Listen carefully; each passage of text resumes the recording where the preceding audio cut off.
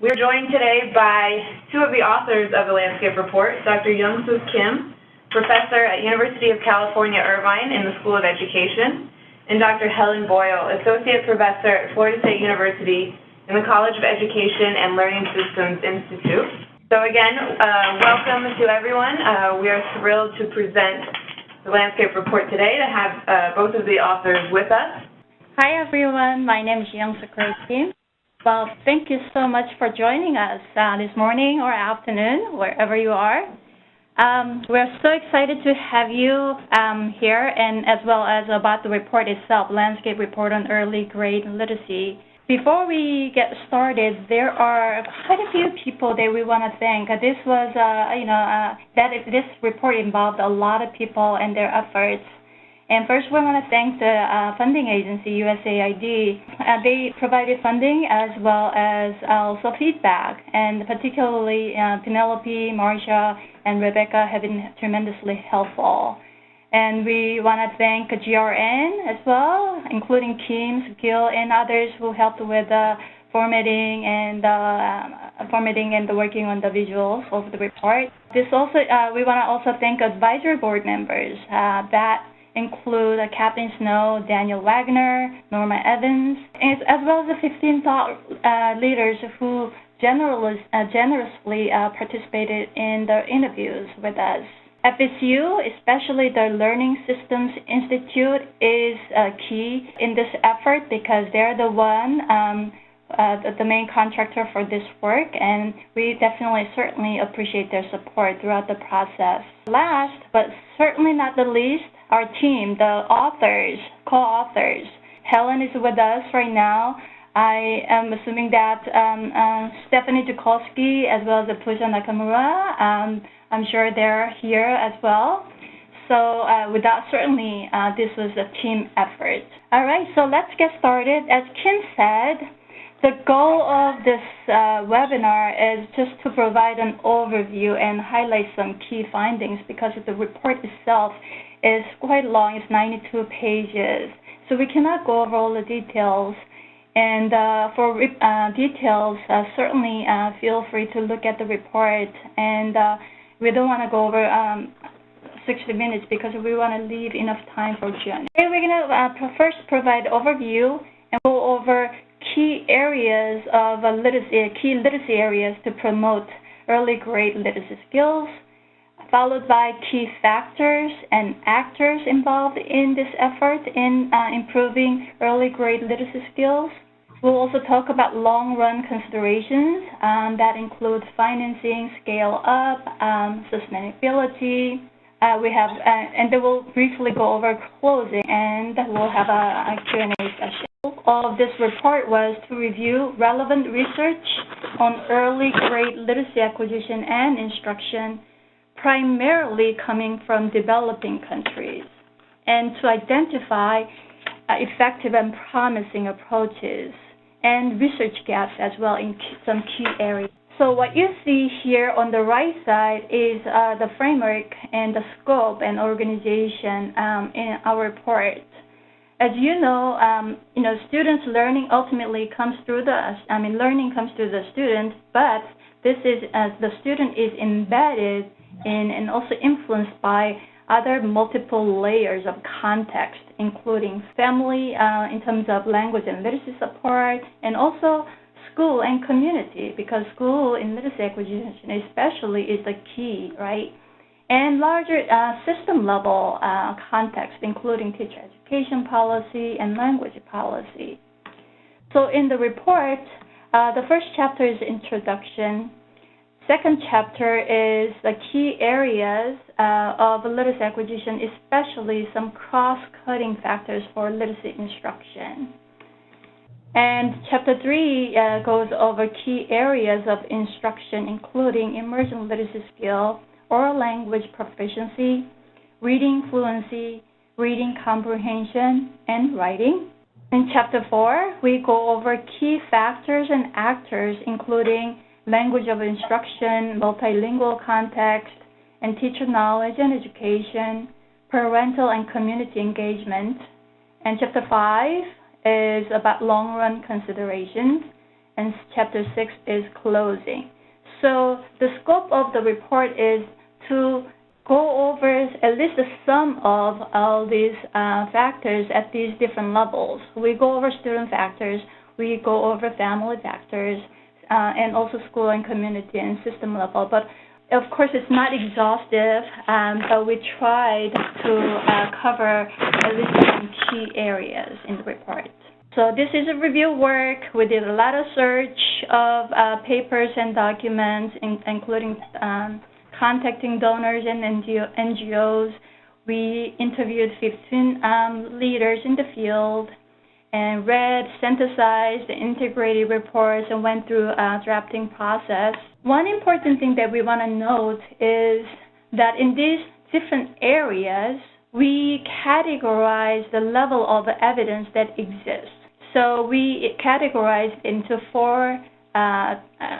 we classified it into 4 categories: strong level of evidence, moderate level of evidence, emerging, and limited. So what each means is that, for example, for a strong level of evidence, that there is consistent, causal, and generalizable evidence in our recommendations. For moderate level of evidence, that means although there's evidence about the recommended practices, there are no strong causal conclusions can be drawn, especially for certain target population. Emerging evidence indicates that there are studies and there's some indication, but there's no clear evidence about causal effects. Limited evidence indicates lack of evidentiary materials. So here's the framework that we use. So Chapter 2 is about key areas in literacy instruction, and this is a framework that we used based on sound theory, based on most up-to-date empirical evidence. And I want to spend a little bit of time on this one. So what you see here is that a building structure, right? So at the very top, reading comprehension is there. At the very bottom, you see foundational cognitive skills. This shows that the highest level of skill acquisition listed in reading is reading comprehension, right? But to get there, we need at least 2 foundational skills. On the left side of the column is word reading proficiency. On the right side of the column is oral language comprehension at the discourse level called listening comprehension.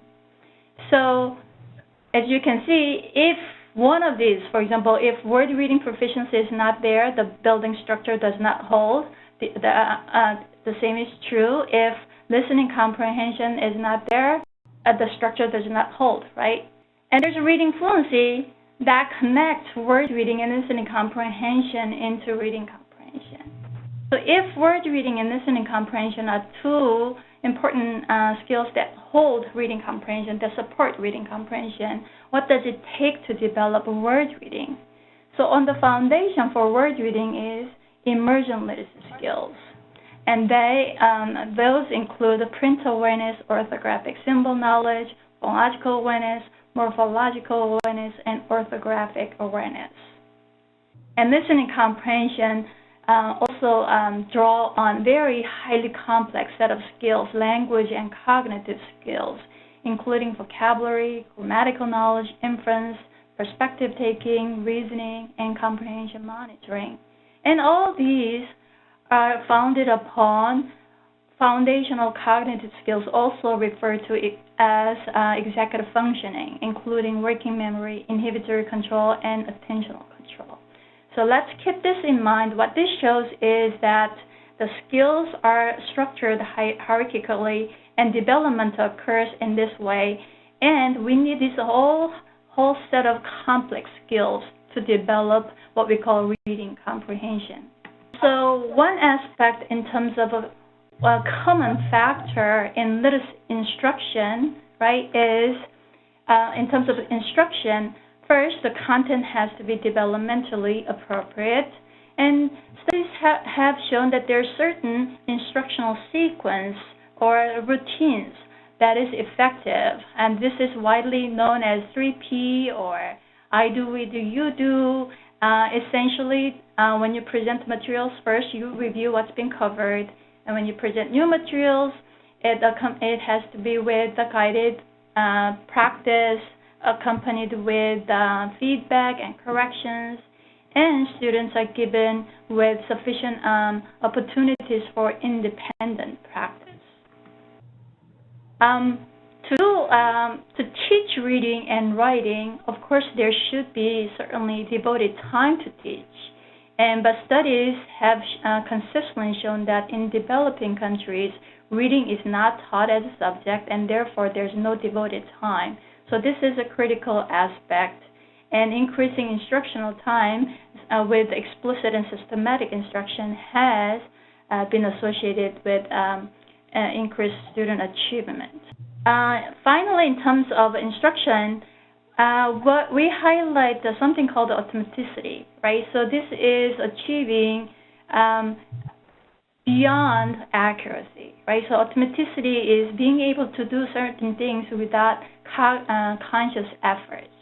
So being able to name letters without much effort, being able to read words without much effort, being able to read words in text, right? Connected text without much effort. And this applies to not only reading, but also writing in terms of spelling and also oral language. When you know a certain word, for example, how fast can you retrieve that word and then be able to use it?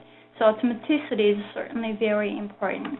Another aspect that is important in literacy instruction is assessment, right? And assessment has some basic foundational things that have to meet in terms of psychometric properties.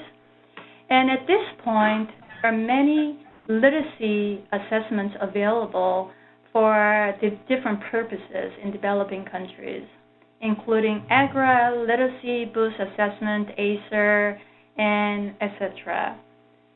But one thing that we have to remember is they serve different purposes, right? And as with any assessment, rigorous training is required for administration as well as interpretation. Another aspect is instructional materials. This is necessary, right? So reading instruction involves written text. Therefore, students should have access to written text. So that this is necessary. Of course, it's not sufficient for literacy acquisition because effective instruction should be accompanied. In developing country context, instructional materials and presence and access to it is a huge challenge, including textbooks, decodable books, level books, and just books for leisure, right? Practice reading. And we all agree that books should be age and culturally appropriate, and books should be available in the language of instruction, children's first language, and target language. But this is complex effort involving working with local publishers and linguists and also ministries, right? And there have been multiple efforts and initiatives, including book bank program, Book Plus, and African Storybook Project, Parental, and all these things. So one of the aspects that has received quite a lot of attention and interest in this field is ICT, right? And it's attractive and there's a great potential, and indeed there are some positive effects for students and teachers using ICTs effectively to improve children's literacy skills. But at the very basic level, we know that pedagogy should be the driving force for technology choices, not the other way around, and should be targeted for context and people in terms of durability of technology, considering access to electricity and internet. And of course, technology itself is not the driving force for literacy acquisition. It has to, teachers should be trained and should be supported in terms of how to use technology and incorporate it into instruction. And the final note about this cross-cutting factors is the ongoing support for teachers. This is continuous effort, and just one-time teacher training is not going to be sufficient.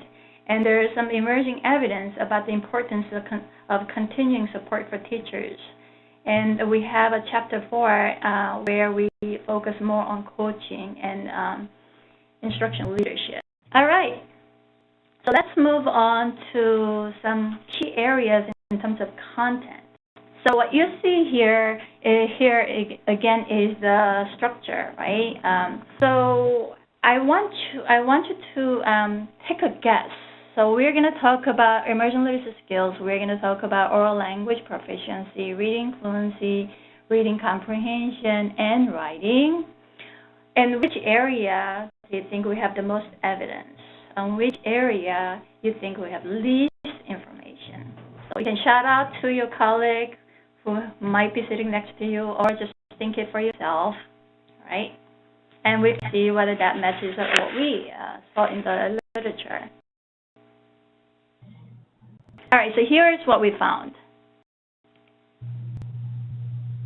We found strong level of evidence for word reading, emerging evidence for listening comprehension, moderate level of evidence for reading fluency, emerging level of evidence for reading comprehension, limited, very limited evidence on writing.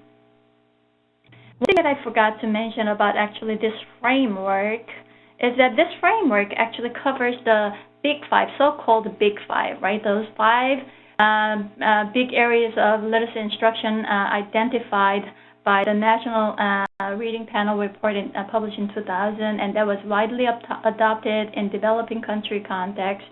So this one includes but expands it, right? So if you look at it, there's a big 5 component. For example, phonological awareness is there. Phonics is certainly here. Orthographic symbol knowledge, teaching, and word reading. And there's vocabulary. There's reading fluency and reading comprehension.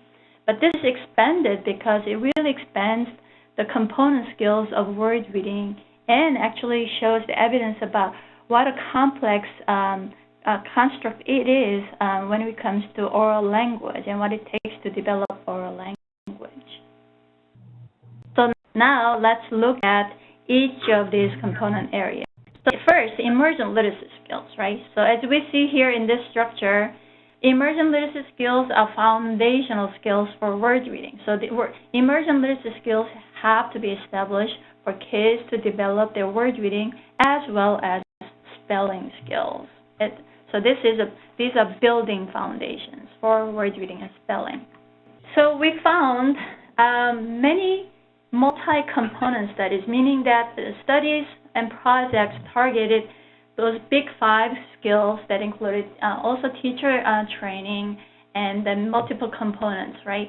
So these studies many studies found a positive effect on word reading. Although there were some studies that found no effect, overall, we thought that there was strong evidence across various contexts. So based on this evidence, here are our recommendations for designing certain programs. First, teach emergent literacy skills explicitly and systematically, considering characteristics of language and writing systems. Second, progress from high-frequency single-syllable words to multi-syllabic words. Third, teach word reading in conjunction with spelling. Some teachers in developing countries hold a view that reading should be taught before spelling because students might get confused between reading and spelling or writing. But research after research, especially in developed country context, and there's no reason why this would not apply to developing countries, is that word reading, teaching word reading and spelling really help each other because they reinforce each other, because the foundational skills for word reading and spelling are very, very similar. And the evidence also is from developing countries as well. So here are some specific recommendations, right? So print awareness, the general principle is providing planned and organized print-rich environment. But across writing systems, writing directionality varies, so that has to be taken into consideration. For orthographic symbol knowledge, This is the knowledge of and shapes and names and sounds of orthographic symbols. And in many country contexts, the names provide clues to sounds, or names are the same as sounds, and that has to be instructionally explicitly pointed out. And not all the orthographic symbols are the same in terms of visual complexity, right? Some symbols are more complex visually than others. Then add more time for those complex symbols. And across writing systems, number of symbols vary. Some writing systems have many more symbols than others. If that's the case, plan for a longer period for teaching these symbols. And also within each writing system, visual complexity and similarity differ. So plan ahead teaching amount, right? So visually complex letters should be given more time, and do not teach highly visually similar letters or symbols very at the similar time. So P in English, for example, P and Q, do not teach them week 1 and week 2, separate them out because they're so confusing, and kids are going to get confused, and there's evidence about it. Orthographic awareness is knowledge of patterns of orthographic symbols and their association, right, to letters, the association to sounds. So we would start with a single symbol-sound relation and move on to more complex short string of symbols, and then more complex groups of symbols and their association to sounds. And these have to be clearly laid out. The patterns have to be clearly laid out. Phonological awareness, in terms of the general principle, we're going to move across systematically, right? So from easy to more difficult tasks. So larger phonological units are easier than smaller phonological units. And also tasks vary in terms of cognitive demands. So oddity tasks are easier than blending and segmenting tasks, and deletion tasks are cognitively demanding, right? So we'll move systematically from that direction, sequence. And languages differ in terms of salient phonological units. In English, rhyming is salient, but many languages in the world have open syllabic structure where rhyming is not the salient unit. Another structure called the body is salient, right? If that's the case, do not highlight rhyming, but instead highlight more syllables or phonemes, right? And also some writing systems do not link the symbols at the phoneme level. So, for example, Fidelis in Ethiopia, right? It's the linkage there is at the syllable level. That the instructions do not have to involve a phoneme level phonological awareness. Morphological awareness is particularly important for multisyllabic word reading, and languages vary in terms of morphological structures, and therefore that has to be taken into consideration in designing programs. Despite the strong level of evidence, there are some still, research gaps. Particularly, what we notice in reviewing studies is that the majority of the project, at least according to the description, focused on phonics, basically symbol knowledge, right, and the phonological awareness, and limited evidence about morphological awareness and multisyllabic word reading instruction. Another important question that remains is instructional dosage. How much instructional time and intensity is needed for this emergent literacy skills, right? And not only this area, but across these different areas, one big question in developing countries is identifying effective and suitable instructional approaches for large classes, because that's usually the case in developing countries. Oral language skills, the next component. Oral language, as you can see in the structure again, listening comprehension is a necessary component skill for reading comprehension. And so what does it take to develop this listening comprehension, so-called listening comprehension, right? I'm sure you have heard of this all the time. So what does it take to develop this? So to illustrate that, I'm going to tell you a very brief story. There was a man who had worked all his life and had saved all of his money. But he was a real miser when it came to his money. Before he died, he told his wife, "Listen, when I die, I want you to get all the money and put it in the casket so I can take it with me to afterlife." And one day he died. His wife was sitting next to her closest friend at the funeral. Before the casket was taken away, the wife put a shoebox. And the friend said, "You weren't crazy enough to actually put all the money away, were you?" And the wife said, "I sure did. I gathered all the money, put it in my bank account, and wrote a check." I hope you're laughing or smiling, right? Because this story is meant to be a joke, right? So this is a short story. This is listening comprehension because you didn't have any text. You just were listening to this story. So what does it take to develop it, to be able to understand this story? First, you need to have a vocabulary, knowledge, right? So you need to understand what save here means and what miser means. You also have to have the meaning. You should also know the meanings of combinations of words. That's grammatical syntactic knowledge. You need to be able to hold linguistic information and constantly update it. That's working memory, right?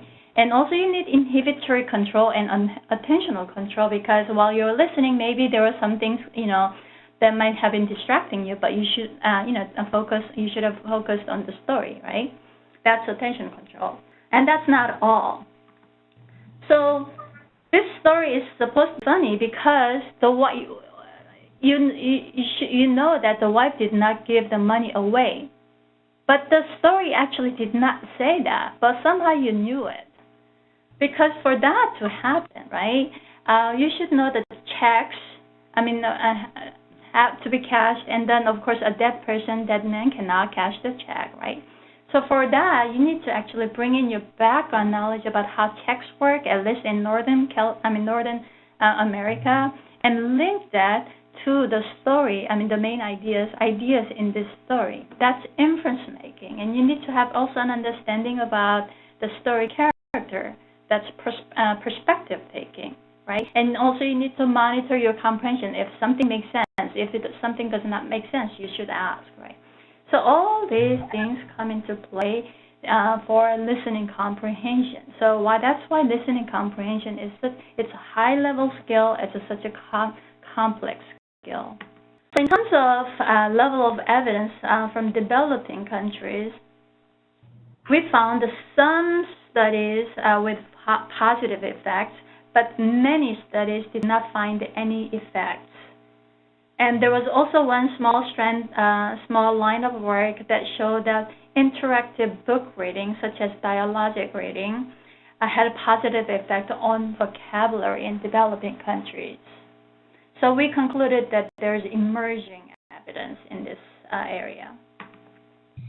So here are our recommendations based on emerging evidence and also some evidence from developed countries, because theoretically there's no reason why they would not be the same, right? So the first recommendation is explicitly teach oral language in L1 and L2.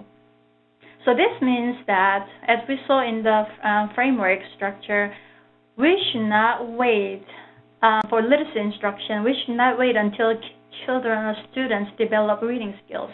Literacy instruction starts with oral language instruction, and that includes not only L2 but also L1. And the importance of oral language may be more apparent in L2 because kids just don't know the language, but also studies after studies have shown that there's a huge variation in children's oral language skills in their first language as well. And there's great need for systematic instruction across all these languages. Second recommendation is utilizing book reading as an important source to promote oral language. Books include very sophisticated language than our daily conversations, and also it shows models how different aspects of oral language is used in context. Oral language, the best way to improve oral language is increasing children's exposure, right? Students' exposure to the language and increase the opportunity to use oral language. There are several research-based strategies, and we summarize it as E3 or E to the power of 3. That stands for expose, elicit, and extend. And in the report itself, we have an example of how this can be applied. The last recommendation is ask cognitively demanding questions to promote higher order thinking skills. As we saw in that brief vignette, right, about what it takes to develop listening comprehension. Listening comprehension involves higher order thinking skills such as inference making, perspective taking, monitoring. So when you read stories to children, for example, ask those types of questions, questions that would provoke thinking about those things, right? Given the level of evidence, there are a lot of questions in this area, but there are two prominent ones. One is, what is oral language instruction that is simple enough to implement but powerful enough to have large effects, right? So that is one main question. The other question is reliable and valid oral language assessments, not just listening comprehension, not just one passage or 5 questions, but beyond that, right? So look at vocabulary, look at grammatical knowledge, look at also cognitive skills, right? Some kids are weak, maybe weak making inference. Next component or area of instruction is reading fluency. As we saw, reading fluency sits right here, connecting word reading and listening comprehension at least partially to reading comprehension. In terms of evidence, many multi-component studies have reported positive effects with varying effect sizes, but there were some studies with no effects, and overall we found that there's a moderate level of evidence in improving reading fluency. And here are our recommendations. First, build in instructional time and opportunities for text reading. For example, use repeated reading, right? So reading fluency is essentially building automaticity in connected text reading, and it requires practice. And one way to practice that is through repeated reading, reading the same text over and over, right? So we have specific recommendation about what is the best way to do this in the report. The second recommendation is model fluent reading. Students need to hear and internalize what it looks like, what it feels like to read fluently. So teachers should model fluent reading. In terms of research gaps, what we found a lot of studies have paid attention to reading fluency, and there are many benchmarks available. So that assumes predictive validity of reading fluency, meaning that reading fluency strongly predicts reading comprehension. But surprisingly, few studies have examined that question in developing country context. And, excuse me, and there's no reason not to expect such a relation. We just need empirical evidence about it. The second research gap is benchmarks, right? So there, I just noted, benchmarks are important and have been established in many contexts. But benchmarks themselves are moving targets, right? When these benchmarks were established, many kids, were not receiving systematic instruction, and there many kids were, at baseline, for example, not reading at all. And therefore, as kids are exposed to more systematic and explicit instruction, these benchmarks have to be reevaluated and updated. One thing to note here, highlight here about reading fluency, is that reading fluency is in service of reading comprehension. Reading fluency is not, although it's important, is not the end goal of reading instruction. Okay, so we have to be very clear about why we need to pay attention to reading fluency. So with that, let's move on to reading comprehension. So reading comprehension, as you can see, is the ultimate goal of reading acquisition and instruction.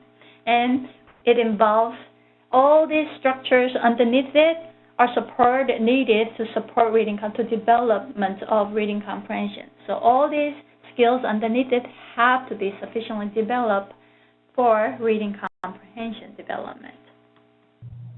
In terms of evidence, we found many studies. So all these numerous multi-component studies in developing countries have looked at reading comprehension, and many studies found no effects, and a few studies found some positive effects.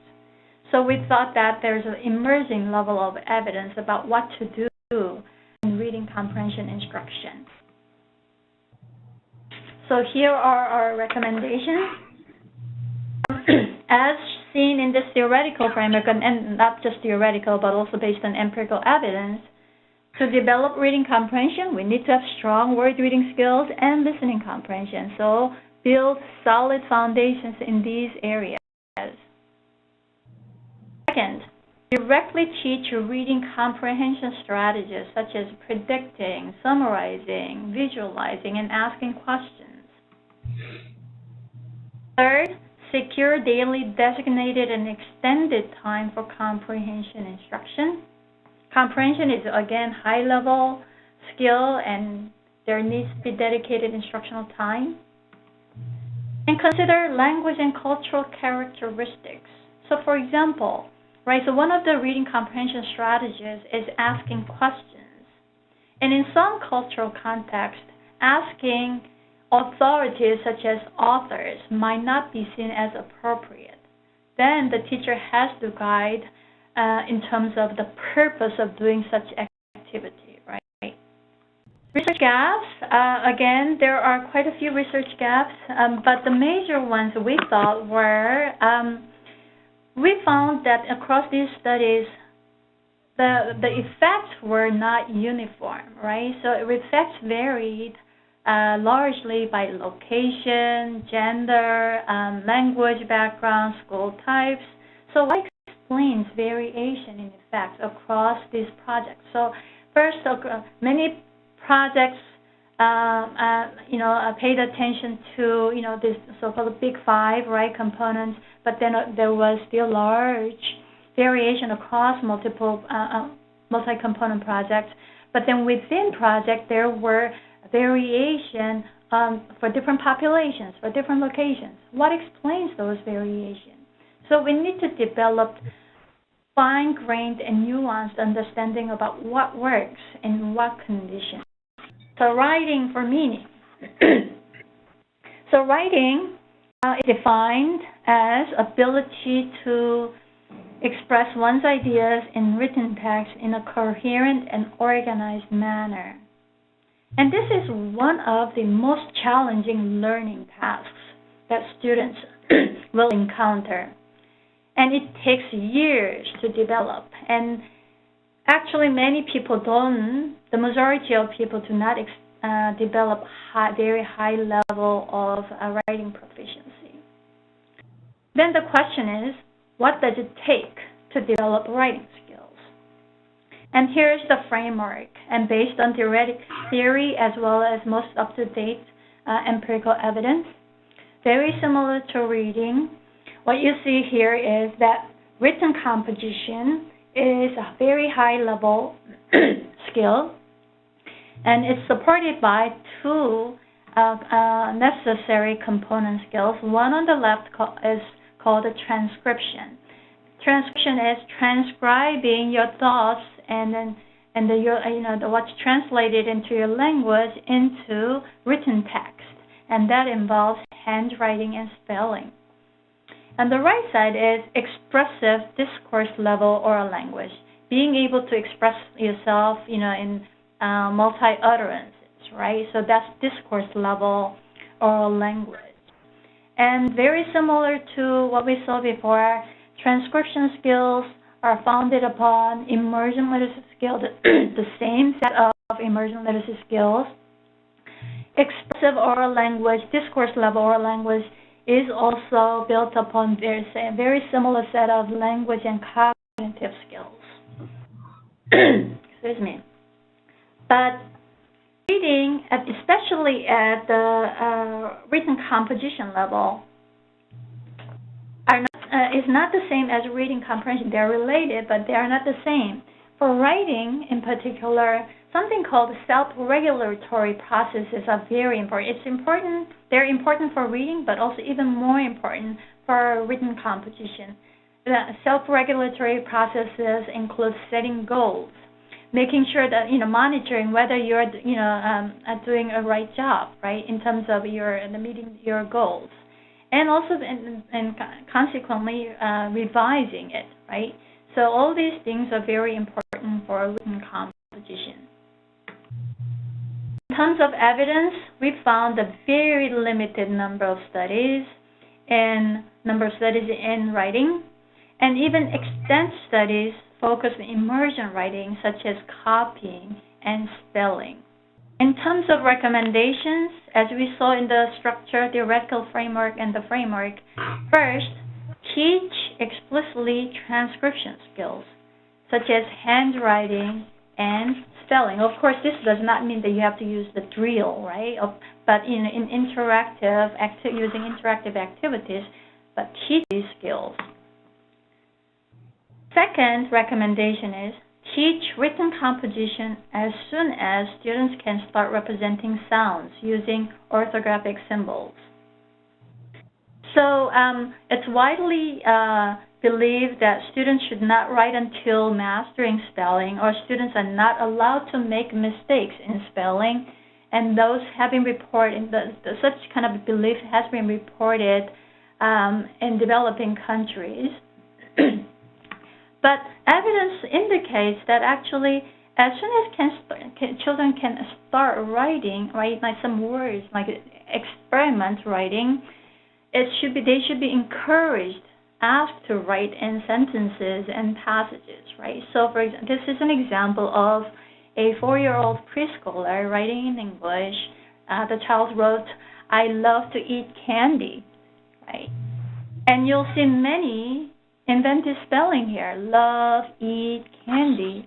And these inventive spellings, as you can see, are very logical, right? So love and you represent of in a lot of cases in English. Eat, E-T, letter E, name is E, right? And many times E represents E sounds, right? So this makes sense. So these are very logical. And studies, after studies, have shown that inventive spelling is very facilitative. It doesn't interfere, but it facilitates development of conventional spelling skill. And by using, even with the inventive spelling, the child wrote a sentence, and by doing that, the child learned that writing is a means of expressing thoughts and ideas in print. And the child also practiced the sound-symbol relationship by doing so. Third recommendation is a secure time for daily writing, integrated with other subjects such as reading and other subjects that's covered. Next, model how to express ideas using various vocabulary words and sentences.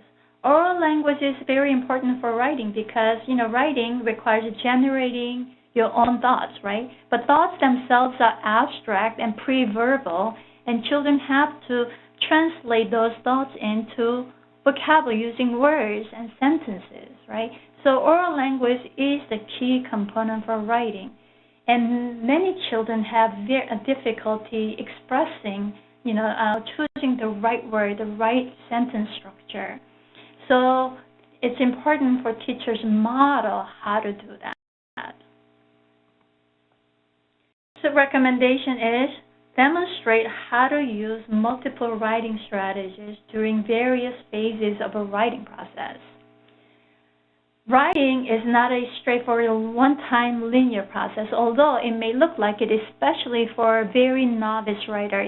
When they will ask ask novice writers to write is a one-time deal, but as kids develop their writing skills, it's actually a complex, non-linear process, right? Starting with the planning, working on the initial draft, and then revising, and getting feedback and editing, right? And then it doesn't go just linearly into publishing, but sometimes you actually go back to initial draft and start over, right? So, and at these different phases, different strategies are relevant, and demonstrating different strategies would be important.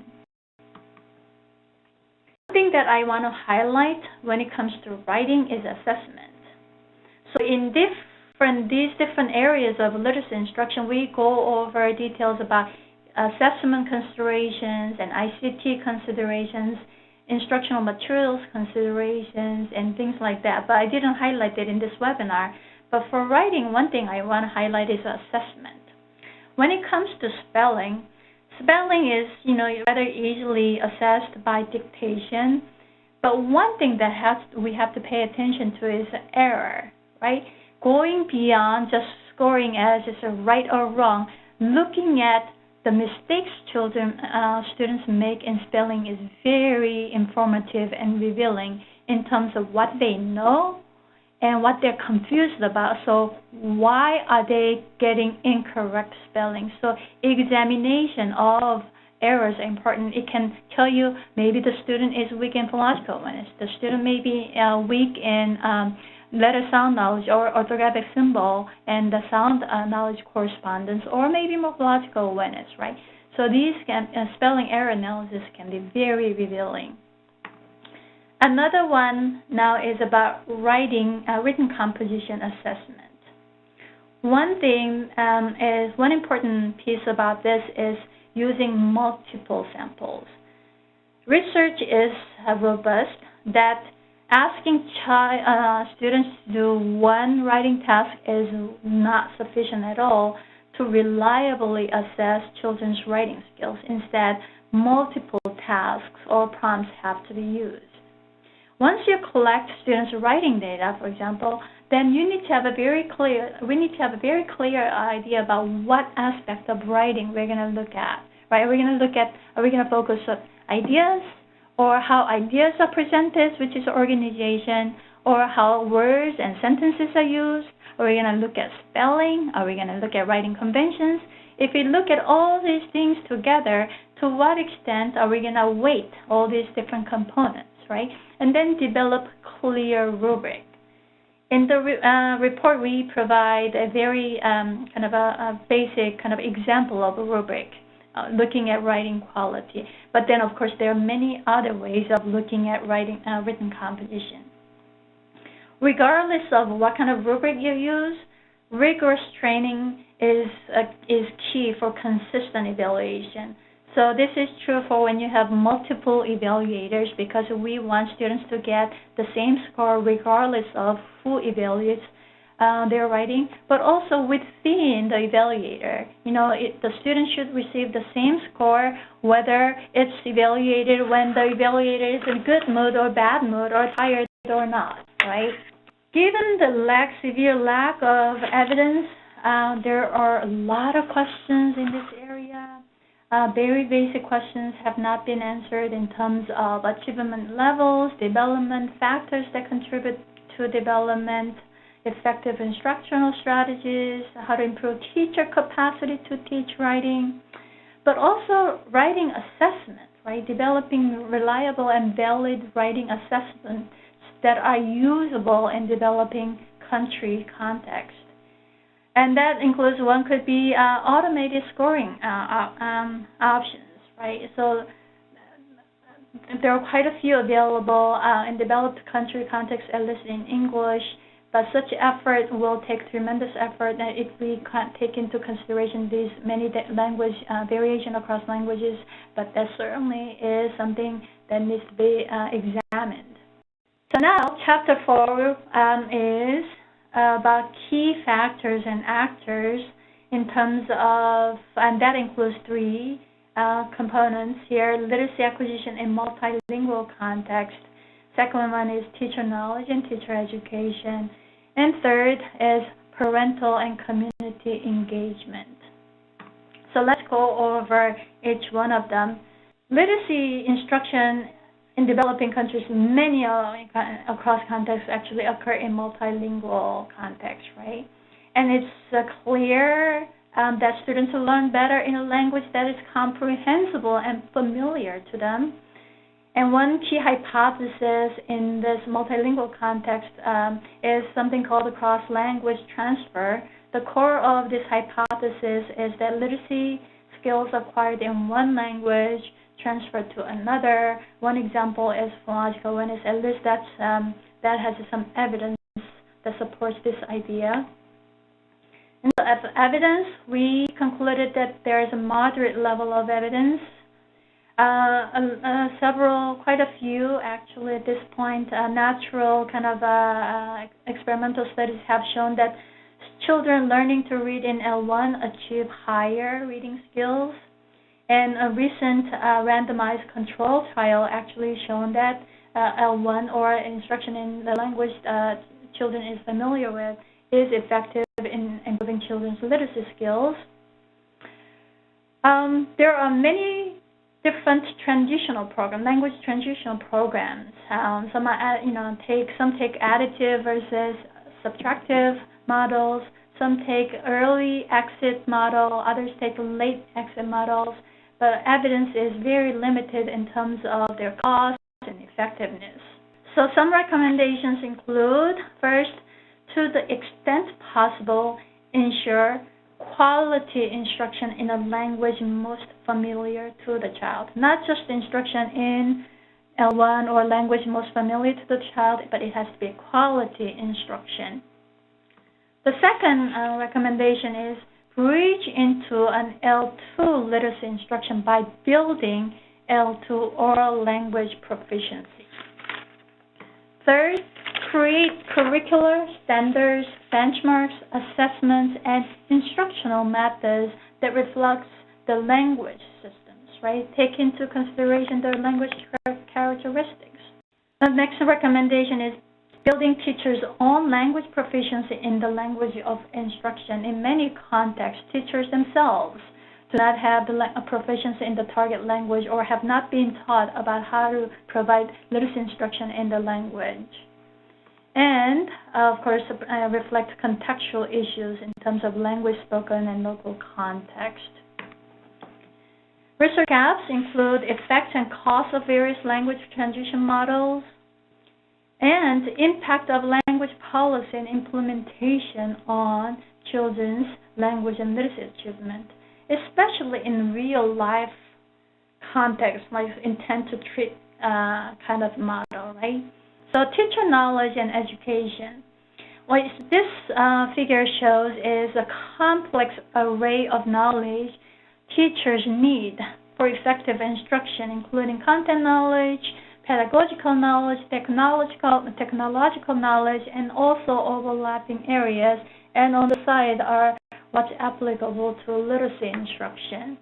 And we found that there's emerging level of evidence in this area. And there's a widely recognized that many teachers are not prepared to teach reading and writing. But there's some evidence that indicates that teacher knowledge predicts, as expected, children's achievement level. And there's growing evidence about effect of teacher training on literacy outcomes. And here are some recommendations. First, establish curriculum aligned with evidence-based effective literacy instruction in teacher education and training.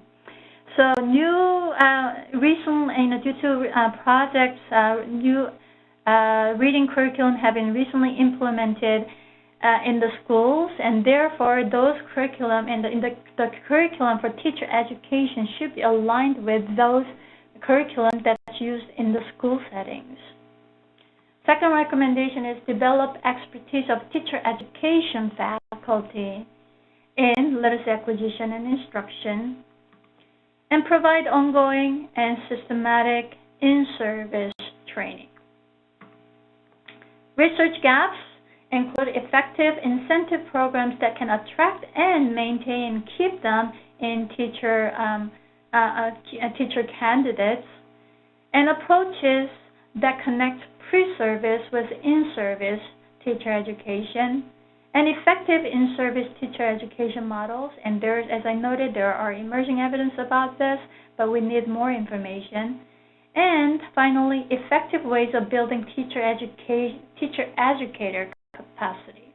Now, parental and community engagement, right? As we saw in the very beginning, this framework, right? Student learning, of course, is embedded within family and community. And a growing number of correlational evidence suggests that family influence is important, community influence is important. And there are several multi-component projects that do explicitly include these, family and community components in their project, but causal evidence base is very weak still at this point. And therefore, our gap in research is identifying effective approaches to involve parents and community members into literacy programs. So Chapter 5 is long-run considerations, including cost, financing, scaling up, and sustainability. And a few studies have looked at actually cost estimates per child for literacy outcome, right? But we need further careful examination of per student costs of programs, including many factors, including teacher training, supervision materials, and ICT. And the second point is donors. There's a great need for donors to develop long-term partnership for scaling up and sustainability. And in terms of project cycle, longer funding period would be ideal for building this long-term partnership. This has been highlighted by thought leaders especially. When donors recommend provide some recommendations, of course, to ministries, for example, then of course evidence has to accompany to justify continuation and expansion of it. And lastly, building local capacity to conduct research and implement effective instruction, right? That is important for sustainability. Overall, at this point, there are not enough data to compare cost effectiveness across different types of interventions and to identify what political and economic factors support long-term policy change sustainability. So in closing, we found that in the last decade, there have been considerable efforts and strides made. So we should celebrate it. However, there are also some needs, right? We identified the kind of overarching needs. One, we need to approach literacy acquisition using systemic approach, right? It's not just at the student factor or teacher, but we have to look at all these multiple layers and multiple stakeholders. And we have to approach it with a long-term cumulative effects perspective. Literacy, such as like oral language and also reading, comprehension, and writing are very high-level skills. And they don't develop in a short time, one-time instruction. It takes a long time. Therefore, we need to provide systematic, effective instruction year after year, not just a single year. And we also identified large and deep research gaps, especially in high-order skills, and also foundational questions such as, instructional time. We still have questions about those. One final thing that we noted here is a need to establish standards for reporting reports. We are very cognizant that project reports or papers serve different purposes in the audience, but for reviewing purposes, it would be ideal to have consistency or standards about what kind of information should be included at what kind of quality, right? So we detail about some things that we found in the report. All right, so this concludes at least for this part, and here's our contact information. and we'll be very happy to have some discussion about this report. Wonderful. Thank you, Young. That was fantastic. We've received many questions, and I just want to add to participants. I know some of you can see questions that have been submitted and others can't. We've been collecting all of your questions, and we will get to as many of them as we can. If we do not get to your question, please feel free to reach out directly to Young and Helen, whose emails are on your screen right now. So we will begin at the beginning. One of our participants asked, and I'm going to be reading them in order that they were submitted, so take us back to the beginning of your presentation. The framework suggests that reading comprehension cannot exist until word reading and listening comprehension is fully mastered. Is that what was meant? Should reading comprehension skills be built concurrently with word reading and listening comprehension? That's an excellent question. I'm so glad that you pointed out. No, it doesn't mean that it's fully mastered, right? Of course, they develop concurrently, right? So reading comprehension, as soon as children can start reading some words, right? And of course, as long as students have some language comprehension skills, of course, the different levels of reading comprehension occurs. But what the schematic diagram is supposed to show and is meant to show you is these are the foundational skills. It doesn't mean that these skills have to be fully mastered. Of course, these develop all the skills that we showed in the framework. They develop concurrently. For example, higher order thinking skills, they develop well into adolescence and beyond, right? So they develop together or with oral language, reading comprehension development, writing development. Thank you for the question. Fantastic. So let's jump to the next question. And please do keep sending in your questions via the question and answer tool. The next question, for the framework, where do you see motivation fitting in? Traditionally, this aspect has been neglected on frameworks because it is often hard to accurately measure motivation, but it has a huge effect on whether a reader eventually comprehends the text. Absolutely. I mean, motivation, self-efficacy, all those social-emotional aspects, right? And that's really important. So, the framework is showing the essential pieces, right? It's not meant to be comprehensive. There's beauty about being parsimony. Of course, there's weakness about being parsimonious, right? So that's an excellent point. Studies have shown that this motivational, social-emotional piece actually interact with the kids' or skill development and with literacy, right? So poor reading skills predict, of course, self-efficacy and motivational facts, but also motivation and self-efficacy predict reading comprehension or reading, right? So they interact each other. Wonderful. And for those who are asking these questions, if you require any additional clarity, please do let us know in the chat or question and answer window. Looking more holistically at the research that you all used for your study, what percentage of research analyzed for this study came from developing countries? So I'm assuming that the author is asking scholars based in developing countries. So, if you look at the report itself, we have for each different areas. For example, emergent literacy skills, right? So when we talk about evidence we only draw from evidence from developing countries.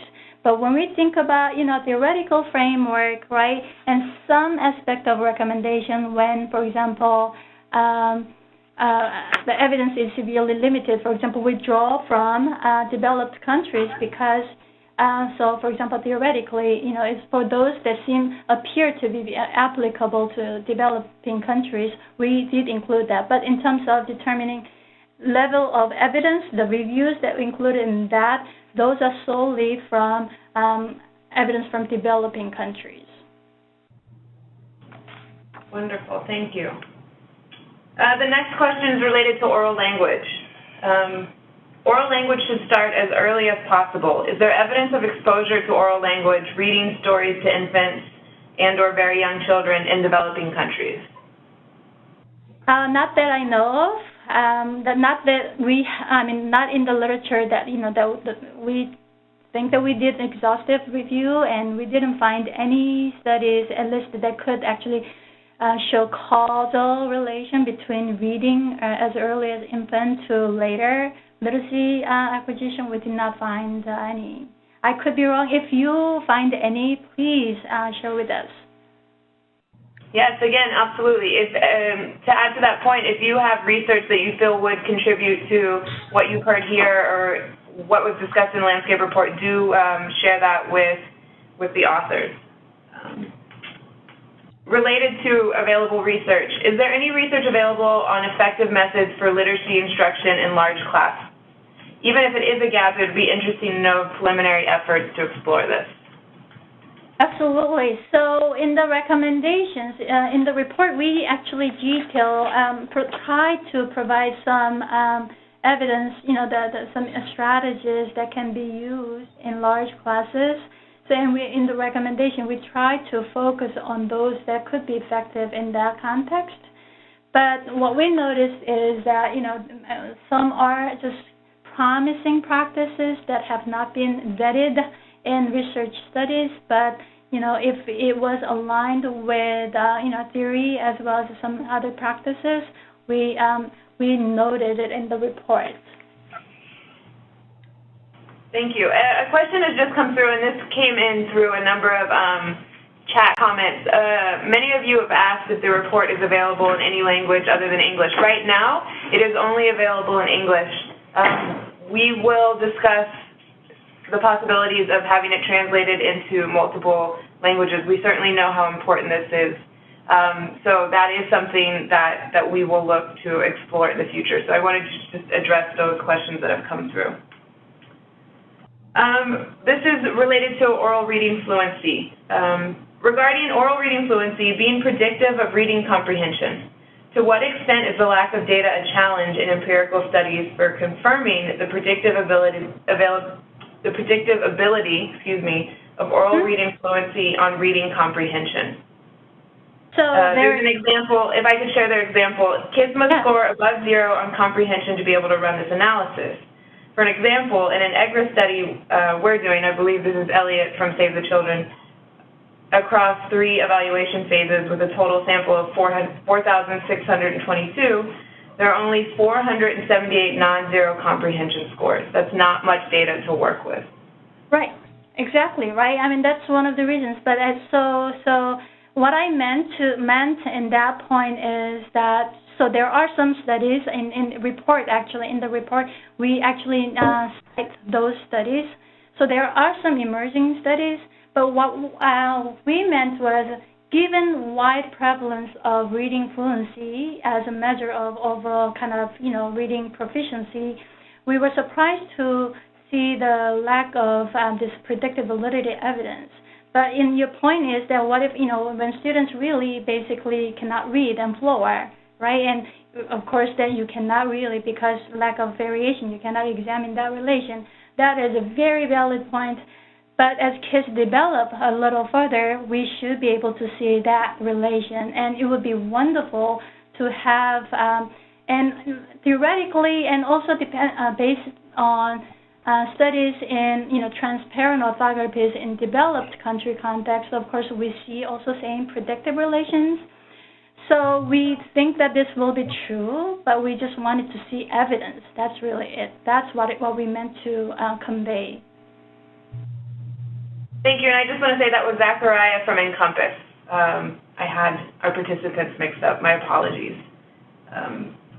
Jumping to writing for meaning. Did any of the references for writing for meaning show evidence of any good examples? Any good example in terms of instruction? I believe so, yes. No. So we didn't find any studies that looked at actually the written composition beyond spelling. We didn't identify any studies in developing country context, and therefore there were no examples. In the report itself, we actually, I don't think we provide any. I don't think we provide. We do provide illustrative examples in other areas. In writing, we actually spend some time on assessments and other pieces And we also, of course, we have recommendations, right? But when we have recommendations, under each recommendations, we do elaborate on those pieces, right? So how to teach, for example, transcription skills, and how to teach, for example, modeling how to express ideas and using various vocabulary words and sentences. We do give examples. We also talk about, teaching sentence combining. That has shown to be effective, although not in developing country context. Okay, thank you. There was a lot of interest when you began to discuss invented spelling. One of the comments, I like this example of invented spelling. Has any of the panel seen this kind of writing in developing countries? A very good question. If you have any, I would love to see them. I'm sure the community, the people in this community would love to see as well. Yeah, if you do see, please share with us. So then I may know your answer to this next question. Earlier you mentioned that spelling should be taught at the same time as writing. How do you balance that with encouraging inventive spelling and not discouraging students? How do you balance inventive spelling with? How do you encourage inventive spelling but not discourage students at the same time? Right, so inventive spelling, yes. So inventive spelling, basically what you're saying to the child, write as best as you can. Use your guess, right? Using your knowledge, what you know about, how to write. So use your best guess. Don't, be stuck at the words that you don't know how to spell. Try your best and move on and focus on your ideas. Right, and then when you look at the student's writing, and you will actually point out, oh, this is a really excellent attempt. But let's look at this together. For example, when you spell love, L-U-V, this is excellent, but the way we actually write it is L-O-V-E. We have to provide corrective feedback. But the main point is in terms of encouraging inventive spelling is not only working with the letter sound knowledge, right, that the child knows and applying it, but also by using inventive spelling, the child is not constrained by the idea of a correct spelling, but instead the child can express his or her ideas in sentences or paragraphs, not just being stuck with the spelling. So I think using inventive spelling and encouraging writing, right, I think that they're very tightly aligned. Did I answer the question? I believe so, but we'll leave it to our participants to ask for additional clarification. Rebecca Rose from USAID has just sent a message that there are examples of invented spelling. So this is that, as you were mentioning, if we could share the materials and information that we have within the network, please do. Absolutely. Moving on to the next question. This is looking more holistically at the report. Considering the survey of the research that you and your fellow authors carried out, did you find anything that you considered to be a new finding in your analyses? A new finding may depend on what you consider to be old finding. I'm not saying this to be sarcastic at all. I'm just saying it given the wide variation in the audience, right? So new finding, it may again depend on what you think is old, or what we already know versus what you didn't know. For me, again, take into consideration that I'm a reading researcher. I do study on reading and writing and language across languages, but so for me, what was mostly revealing is the extent of effort that has been put into and all this large effect and the comprehensiveness in terms of effort, right? I mean, by necessity, that was necessary, but that was impressive, but also level of evidence. In word reading, it looks like a lot of multi-component projects do very well, but not very well in higher order. That was not particularly surprising to me, especially I've seen that. We find that not only in developing countries, but also developed countries. For example, in the U.S., we struggle with improving children's reading comprehension. Oral language is a huge task, and a main question that researchers grapple with. So I was not particularly surprised. One thing was maybe writing, the severe lack of research. But I think we're definitely in the right direction because I know that there are softwares that look into this writing, right? So people are interested in writing, but it's just there's a need. Helen, any others that you noticed you consider to be new? Please share that.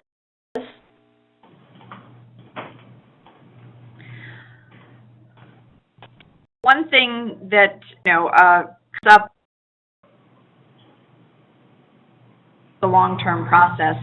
I know with a lot of the thought leaders and the interviews that we did with people, there was a lot of commentary from people who were really reading experts on how we've really got to kind of rethink the timing that a 3-year project is a very short time to get the results that we're looking for, and this is a longer endeavor, and we need to take that into consideration. And I thought that was interesting.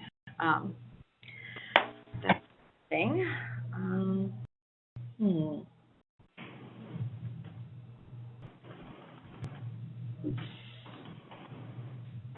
If you, from the audience, right? I'll be actually personally very curious about what you find to be new. I mean, again, it might depend on who you are, and that's totally, of course, expected, and it's okay. I'll be very curious about what you think is, new. I thought, this is Helen again, I'm just going to say that the observation, particularly in the project-based literature, which forms a lot of what we looked at, is the variation in how things are reported, and that in some cases limited the studies that we could include, and count as putting forth rigorous evidence, and that is something I think that could be addressed, in the next year or two or whatever, if we could agree to some standards of what information needs to be in these reports consistently. The other. Go ahead. So we kind of elaborate a little bit on some cases, for example, right? So reporting reliability and validity, and reliability for time tasks in our reliability estimates for time tasks are not the same, and we should not use the same. For example, Cronbach's alpha cannot be used for time tasks, right? So different reliability aspects has to be reported, not only just child measures, but also survey data, observation, all these things, but also when reporting results, right? We found that many reports include the mean effects, but not standard deviation. Then we cannot verify or calculate at least the effect sizes, right? And also many reports, maybe for different audience, reported percent. A number of, they didn't report mean, the mean effect and standard deviation. Instead, they reported number of percent kids who were not able to read to who were able to read, and so dichotomy in the percent in children. Then from that kind of information, we cannot really think about the estimate effect size of the effect, right? So there are quite a few studies that did not really report effect sizes. So we had we noted that, and some reports included better description about the project itself, and some did not, and that's understandable because if they followed widely used approach or they cite the approach that had been used previously, but then the original report itself, it doesn't include a lot of detailed description. We just know that they focused on these big five, right? But beyond that, we cannot identify some characteristics which are necessary to see why perhaps in this context this did not work or this worked, or why this study had large effect, whereas in, similarly using the same approach but didn't work in other projects, right? So kind of those kind of details were missing, and that was our kind of impression. We kind of note that in the closing chapter as well as executive summary. It's just we kind of get to that a little bit. Okay, thank you to you both. We received a number of questions related to teacher training. So hopefully in the last 5 minutes we can get to at least 2 of them. Has your team gathered any evidence on the amount of in-service teacher training required to appropriately implement the recommendations? Amount per se, no. I would say no. There were. We saw that projects are using certain approach, right? So providing in-service training with support, with the coaches, throughout the process, meeting and observing, providing feedback.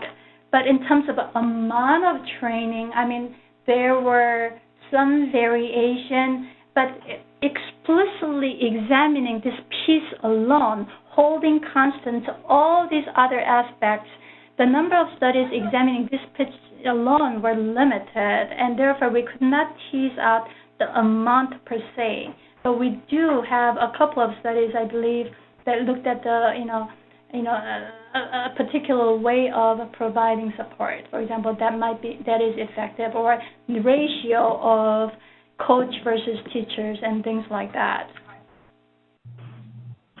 So then, related to that question, how long does it take a teacher who has not taught using these principles to learn how to teach reading?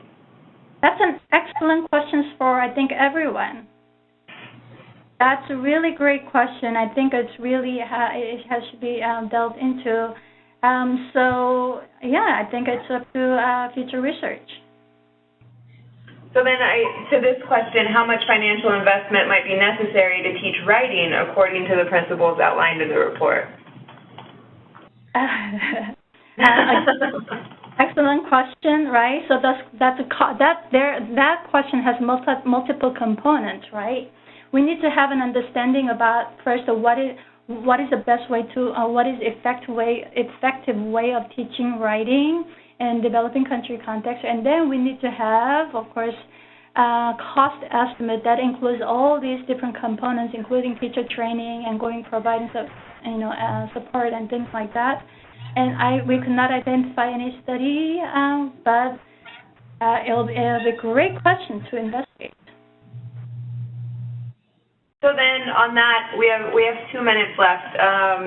So I don't know. I want to make sure we give justice to the remaining questions, so I don't want you to have to rush through an answer on any of the important questions that participants have shared. Please do, if we did not get to your questions, I know many questions came in during the Q&A session. Please, again, email Young and Helen directly to continue these conversations. As I mentioned in the beginning, we want this to be the beginning of a dialogue that we have within the Global Reading Network. So please use this webinar as a springboard for just that. I want to thank the presenters, both Young and Helen, for your time and your expertise that you've shared both in the report and during today's webinar. I'd also like to thank all of our participants who have been thoroughly engaged. This is by far our highest attended webinar. There's great interest in the landscape report. So I imagine that this will lead to many more fruitful discussions and changes related to the research gaps that the authors have identified in the report. I shared a link in the chat window, but we will also share out that the presentation that Young and Helen shared today is also available in PDF format on the GRN, as is the report itself. We will shortly be able to post this video to the GRN YouTube channel, where you can watch the webinar again as well as view previous webinars. So again, I want to thank Young, Helen, and all of our participants. Thank you for a wonderful webinar. This has been I think, very illuminating on the report itself, and I imagine many more discussions coming forward. Thank you. Thank you. Thank you, everyone.